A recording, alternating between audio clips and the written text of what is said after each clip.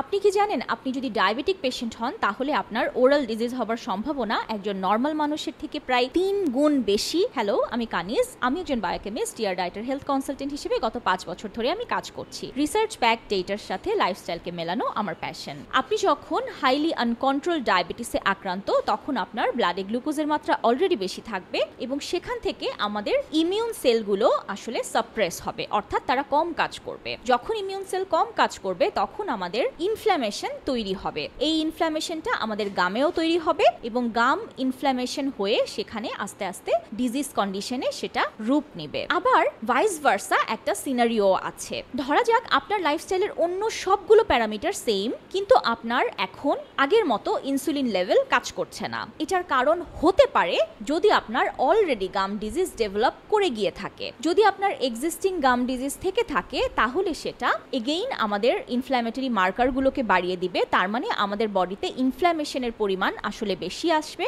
এবং একই সাথে সেই ইনফ্ল্যামেশনের কারণে আমাদের ইনসুলিন রেজিস্ট্যান্সটা বেড়ে যাবে, অর্থাৎ আপনার সুগার কন্ট্রোলে আগের মতো থাকতে চাইবে না। সুতরাং আপনি যদি ডায়াবেটিক পেশেন্ট হন অবশ্যই আপনার গাম ডিজিজকে প্রপারলি ট্রিটমেন্ট করতে হবে। একটা নিয়মিত ইন্টারভালে ডেন্টিস্টের কাছে গিয়ে আপনি আপনার ওরাল চেক আপ করাবেন। বাসায় কিভাবে ওরাল কেয়ার প্র্যাকটিস করবেন সেটা নিয়ে আমার ওরাল কেয়ার সিরিজের ভিডিওগুলো আপনি দেখে নিতে পারেন। সামনে আরো কোনো টপিক নিয়ে আবার কথা হবে, ততদিন ভালো থাকবেন।